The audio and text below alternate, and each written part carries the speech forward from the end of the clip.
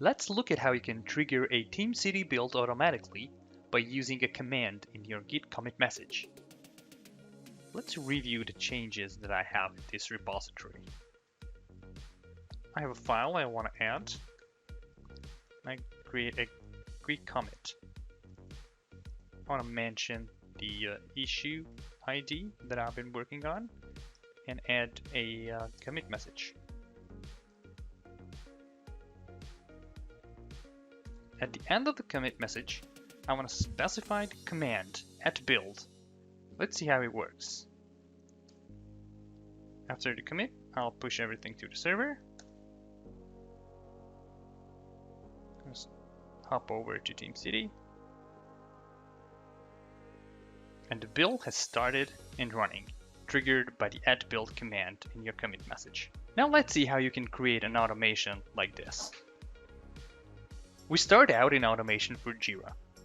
To make sure you can follow along this tutorial, make sure you install the right apps that are necessary to make this neat DevOps automation solution work. Check out the description of this video to see which apps to install, and then get to it. Now start creating a new rule. From the category of triggers, select DevOps. These DevOps triggers are added by the Better DevOps Automation for Jira app.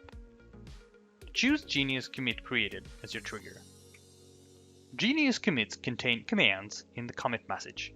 These commands can be default that come with Better DevOps Automation or custom commands that you created. If you choose the Genius Commit Created trigger, you can access all the commands that are available in Better DevOps Automation. We will be using the @build command to trigger a TeamCity build, so we need this powerful DevOps automation trigger. Let's go ahead and save it. And now on to our action. You need to send a web request to TeamCity, so we need to find the send web request action. First, supply your webhook URL for TeamCity. It makes sense to consult with the Better DevOps Automation documentation at this point.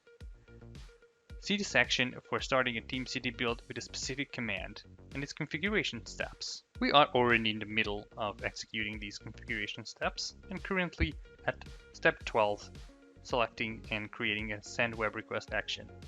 We made it very easy to copy the webhook URL from here with this one-click copy button. So just copy this over to your rule. Your base URL is a placeholder here, so just hop over to TeamCity to find that out.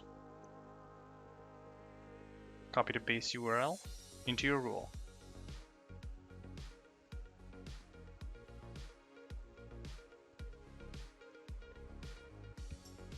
You also need to add a few headers. First, we need to add an authorization header. Just create the first header called authorization. The value will be your TeamCity access token.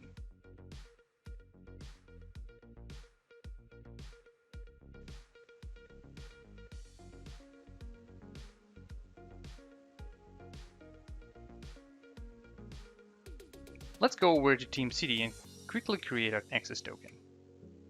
Under Administrator, select Profile. Here, go to your access tokens, where you can create your access token. Give it a name.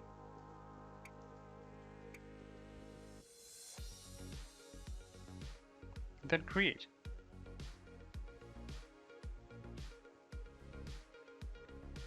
Copy the access token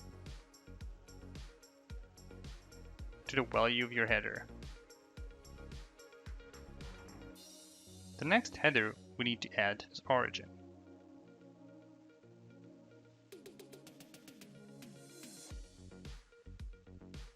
And the value is the base URL of my TeamCity instance.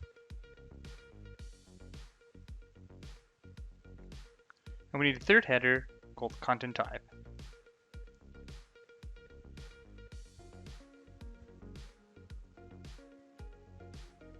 The value is application/XML.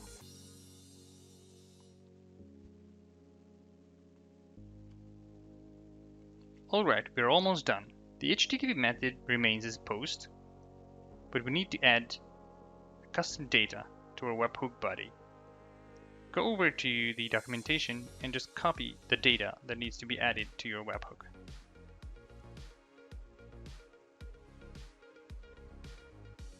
As you can see, the build configuration ID is something that you need to add here. Let's see how you can find out what your build configuration ID is in TeamCity. Go back to your build.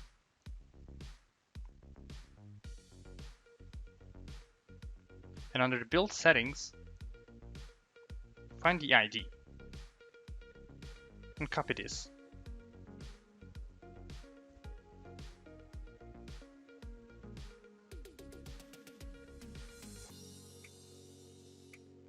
Alright, we're all done. Save the action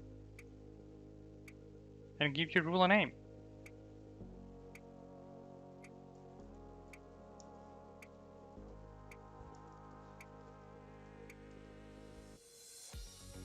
And turn it on. That's it. You just created your DevOps automation to trigger a TeamCity build with the @build command in your commit message. For more DevOps automation options, watch the next tutorial video and find a link below to start your Better DevOps Automation trial for free. Don't miss our upcoming videos. Click the logo in the middle to subscribe to this channel for Midori updates and tutorials.